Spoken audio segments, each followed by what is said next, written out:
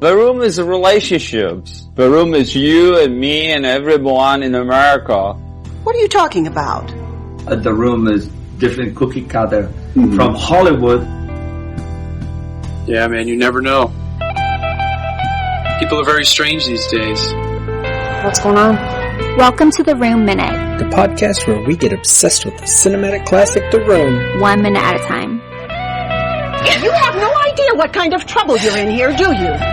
Why are you so hysterical? We always wanted people actually talk about it. I did not hit her. It's not true. It's bullshit. I did not hit her. I did not. Oh, hi, Mark. Oh, hi, Allison. Oh, hi, Robert. Now, before we get into minute 13, I had a brief story.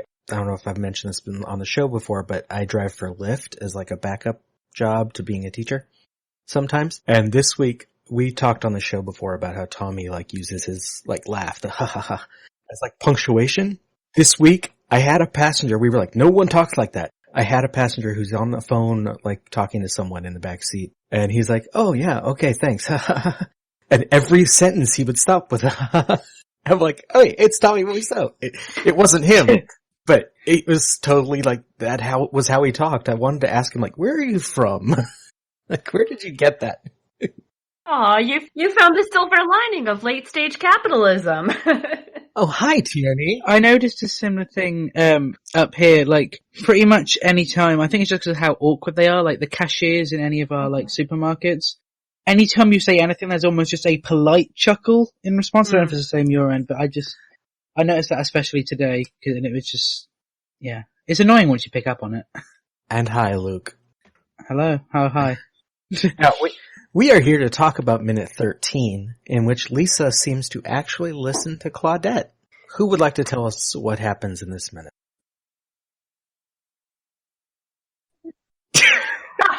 I'm just chuckling to myself about the seams. Like, that's a very good choice of words. I watched them all straight one after the other, so I didn't want to introduce it just in case I get mixed up. They have several conversations, Lisa and Claudette, and during this conversation, it seems like Lisa's listening and taking it in until the end of the conversation. And so that's why I go with seems. Yeah, I can say the basics are that conversation ends, the mom leaves, and then Lisa makes a phone call. Yes. Yeah. To talk about what and we'll get the introduction of bee Mark. that rhymes with witch. That is. I thought that was next. I don't know. I have across multiple minutes where it's like Lisa talks about her mom like a teenage girl. It is. Yeah. She's just an angry teenager. I'm not sure which minute it was in. I think it was either at the end or the start of one of them. That's all I remember. It's the end of this one. Okay. Now, judging by the Disaster Artist book, all of Carolyn Minot's scenes with Lisa, or Claudette and Lisa, were filmed probably in the same day, even though because of the way they were filming, Carolyn Minot had to be on set the entire shoot because Tommy was that way. He kept everyone around so he could invent the schedule as he went. But there's a chance they were all filmed on the same day, so this is the day that she went to the hospital for dehydration. Possibly. In terms of just, you mentioned Disaster Artist book. Yeah. Is it weird that I saw the Disaster Artist film before I saw The Room? Like, I was aware of The Room, but the Disaster Artist was my first. You'd have a better idea of whether that's weird. I didn't, so I don't know how weird that is. I'm sure you're not alone. Yeah, it's like you can get the Disaster Artist like in like many stores here in the UK, but The Room you had to pay for like import and everything, so it was just easier. Probably more people have seen the Disaster Artist than have seen The Room. So I guess it's not that weird. I bought The Room since, but it cost like £30 or something to get the import. But it's not it was worth that because I had to buy it with The Neighbours TV series because it was sold out on its own. I mean, I put the request in for the signed picture, so that was nice. Nice. Did you get any of his underwear though? I didn't. No. Although the signed picture has got on the back of it the underwear ad. Yeah. You see, there's one of them in every one of the DVD cases as well. Yes, there is. I should have got it, but it'd just be very expensive import for a pair of underwear. So. Yeah, it is expensive underwear. Yeah. Claudette says, well, she's in the middle of a sentence. She said, I know, men, I wasn't born yesterday. I'm glad you're listening to your mother. Nobody else listens to me. And Lisa's, I swear this is something I've said to either my mother or one of my sisters before. Like, you're probably right about that. No That one was the listens to me. dig. I should have written it down because I'm like, I know that there's a dig in there. And then, like, as soon as we start recording, my mind, like, blanked. Yep. It's so good. This is such a trap for this mom.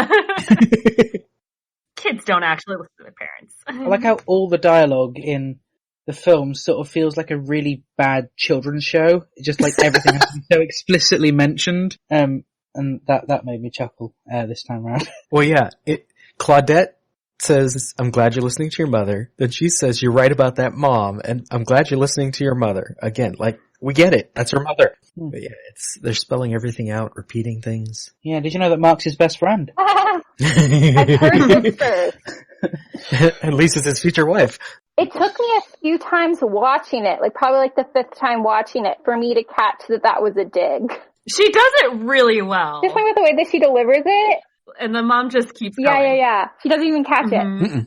No, this poor mom is just like, I've made a positive contribution here. Well, better get at it. Like, oh man. Oh, can I just like ask why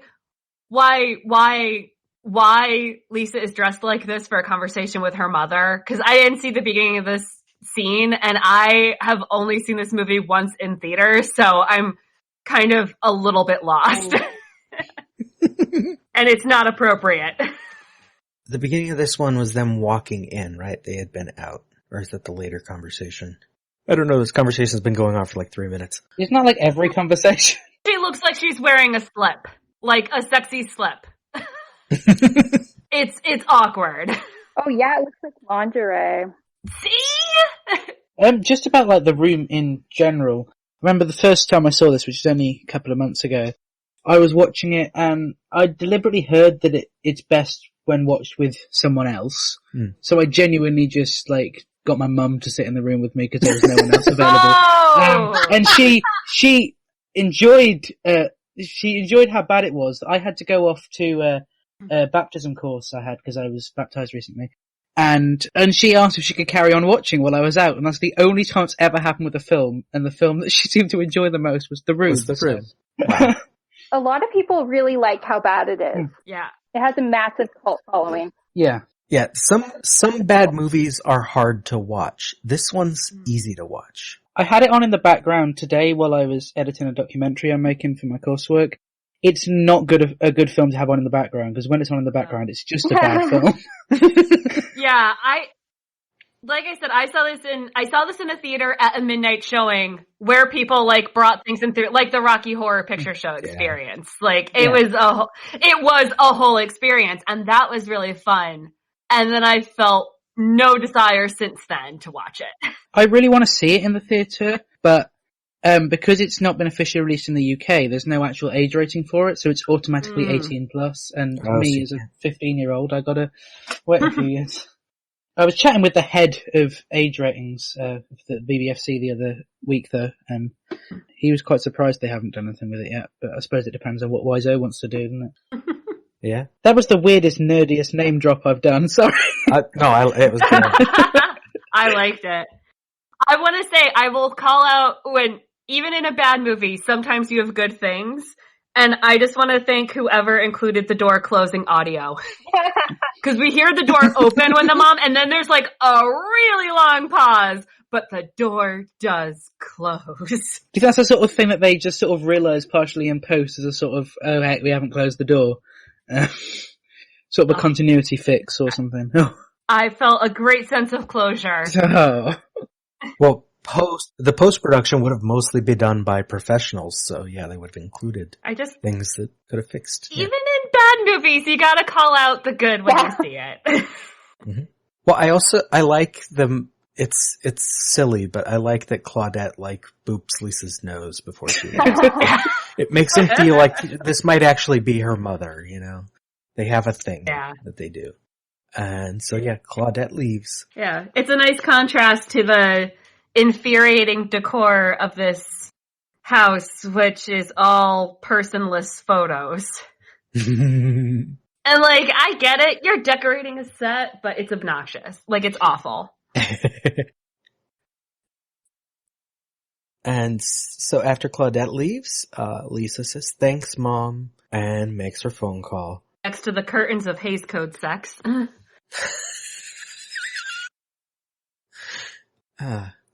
Mark's introduction here was filmed in mid-September 2002, about 6 weeks into production, while the crew was building a new rooftop set because Tommy decided to have an extra rooftop scene after they took down the previous one.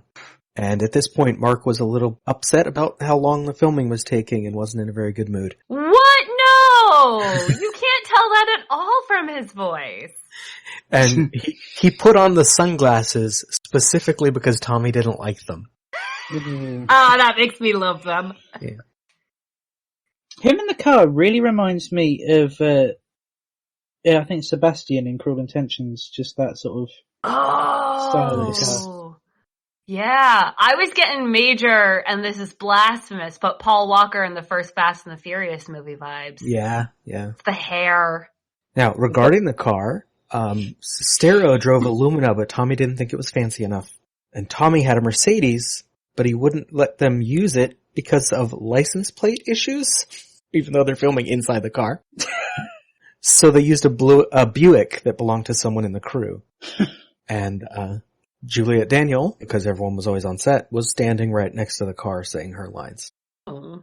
I had a really good time looking through, because I was looking at her and Greg's IMDb because I'm like, how much is this they're bad actors and how much is this The Room? And I came down on the side of it's The Room. But I love, there's a few images of her from other things, and there's a still of her in, Have You Checked on Denny? First of all, great title for a movie.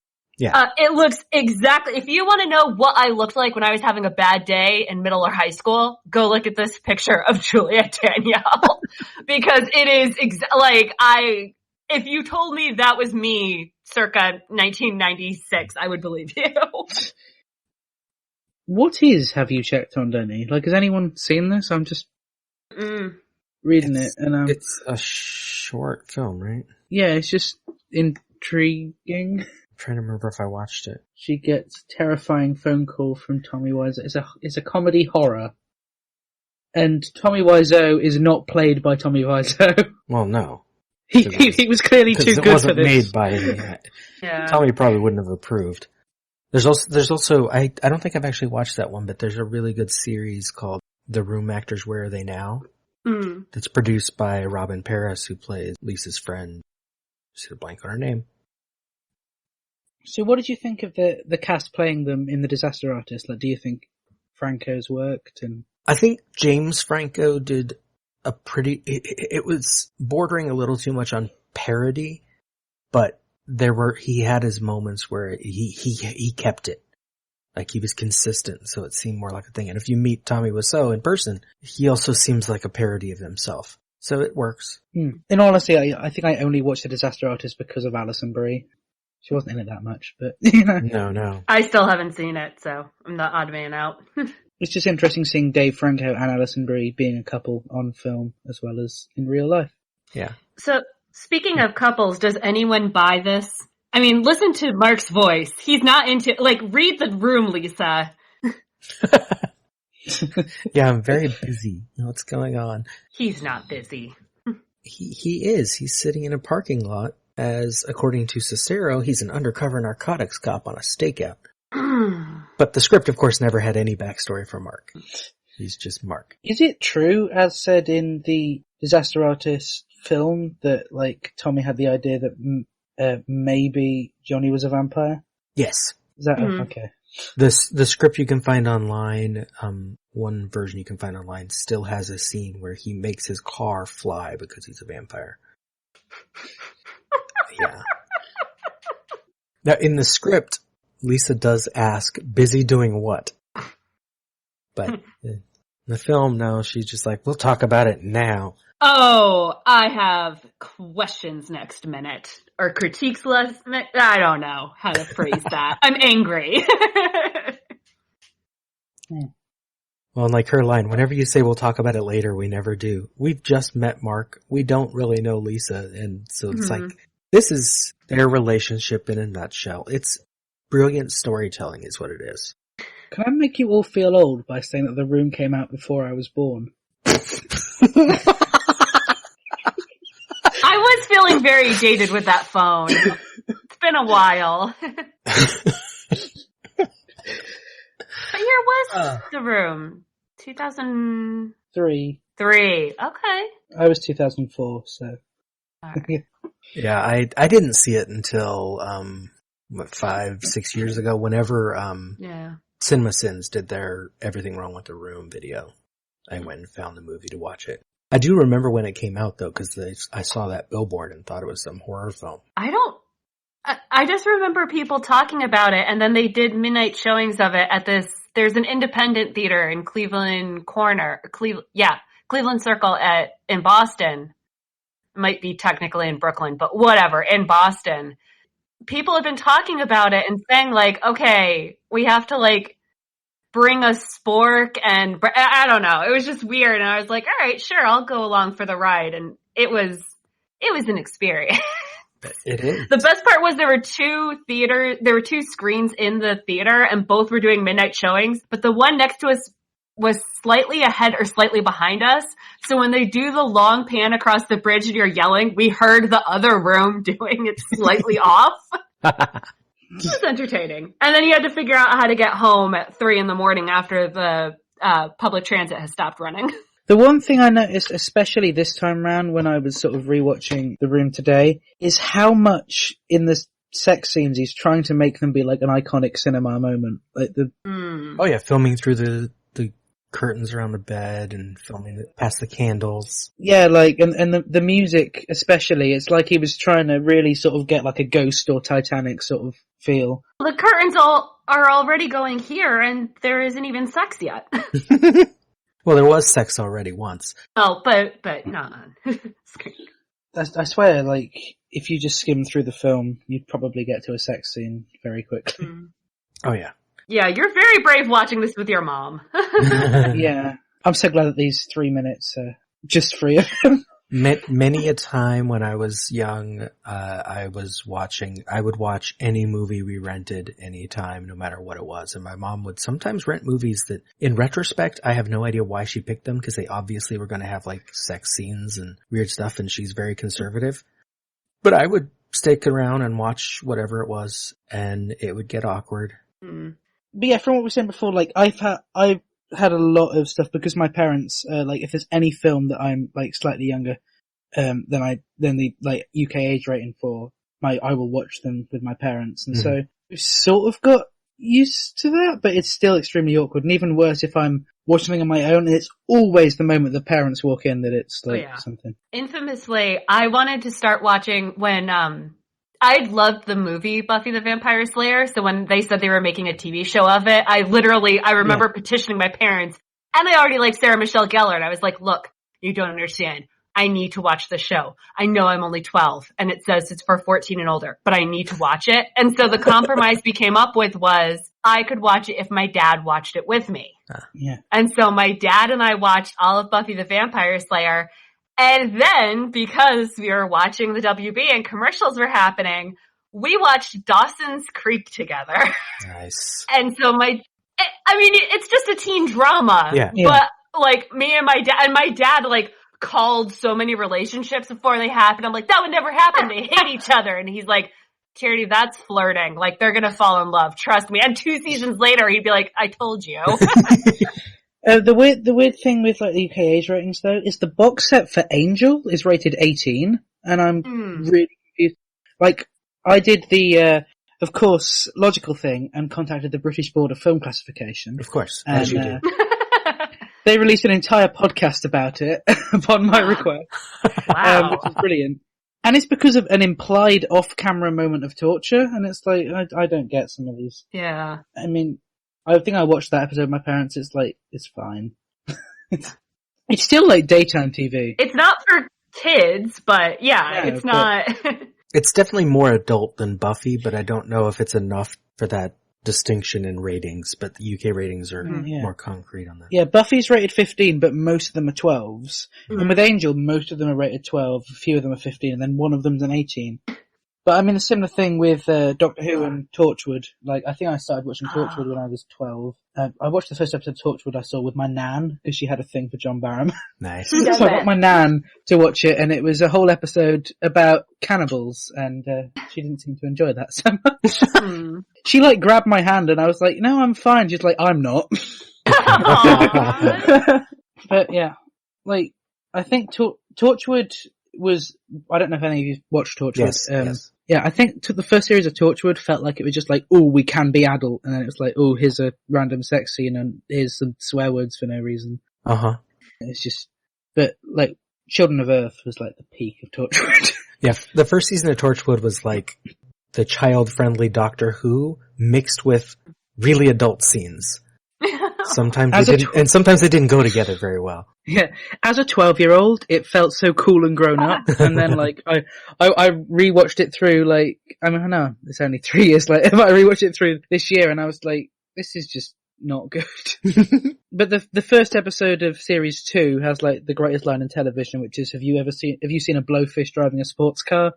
Which I don't know if any line has beaten that. Now back to the minute. Yeah. Oh, no, I'm just kidding. Lisa says, I can't wait till later. I want to talk right now. You owe me one anyway. Now, I'm going through the script minute by minute, so I don't know if this comes back. Knowing a lot of the rest of the script, it doesn't. But in the script, she specifically says, you owe me one anyway. Remember when Johnny saved your life? Remember it was all because of me telling him to do it. Whoa. And I have no idea the context because I don't know if it comes up later. I haven't read ahead, and it's not something that's in the movie. That is not what I thought he owed her for. Yeah.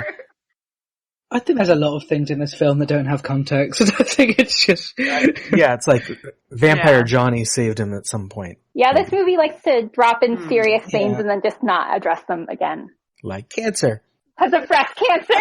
Because she definitely has breast cancer. Yeah. I love how they genuinely just carry on with their conversation. It's just... And then Mark, okay, alright, what do you want to talk about? And Lisa's wonderful line, she's a stupid bitch. You can't say that word in front of a 15-year-old. I'm not in front of him. He's like thousands of miles from me. You found the loophole. Young ears. Any more comments on the content of the minute? I would say just keep in mind that I pointed out one of these people is much more into this conversation than the other. Yes. It's gonna color the next minute for me a bit. But before we go, we have notes from a midnight screening, which Tierney, you can jump in because you've been to one of these. Notes from a midnight screening. When Claudette says nobody else listens to me, several people in the audience will scream out, because you're a woman.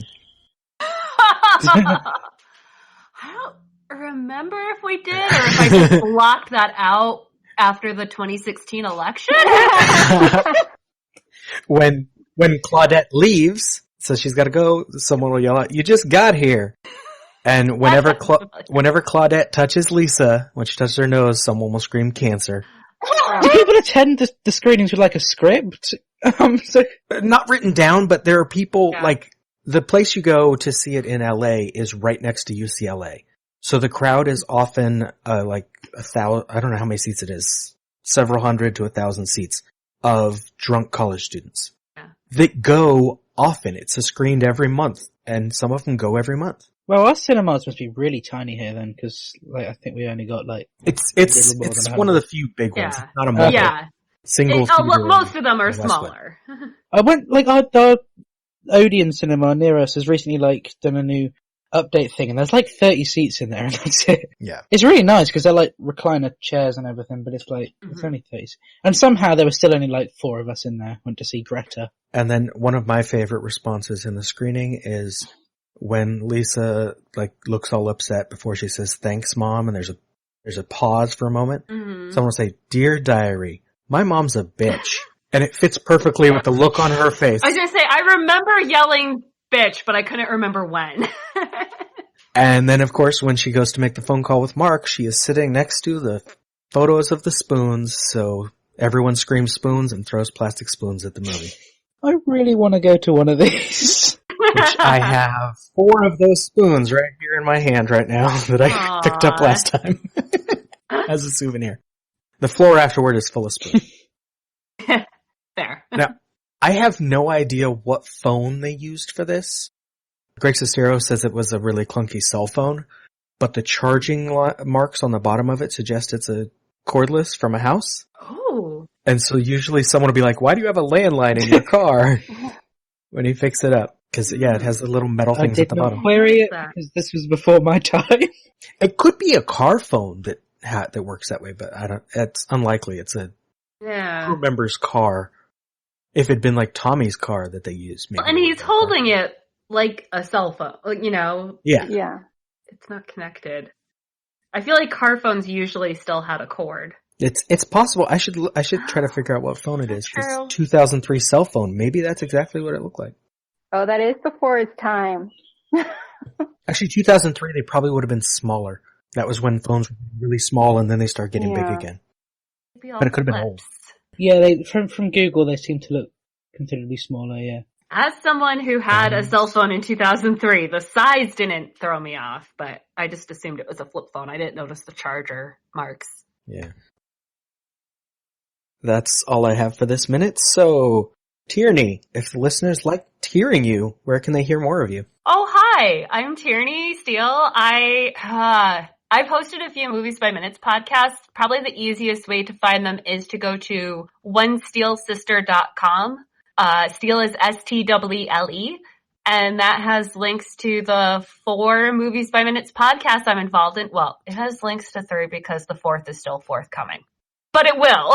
And it has links to most of my guest appearances, and I'll get the rest updated probably later this week. Okay, that's where you can find me. Okay, and Luke? I'm on Twitter at Please Be Seated. No, I'm not. Sorry. I'm on Twitter at Please Be Tweeted with my podcast. I am at llama_bottle0. I can't remember why that's me.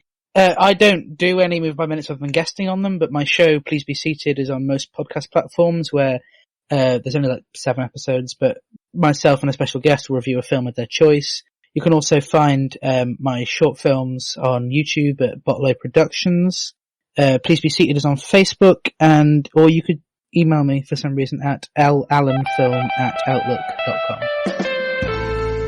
But it's nothing wrong when people make fun of the project, in this case, The Room. The Room Minute is a production of Lemming Drops Studio. You can find more content at lemmingdrops.com. Follow The Room Minute on all the obvious social media. If you've got any stupid comments after the show, You can leave them in your pocket on Facebook. If you like what you hear, throw us a rating and a review on your podcatcher of choice. Thank you for listening, and remember, if a lot of people loved each other, the world would be a better place to live. Leave us!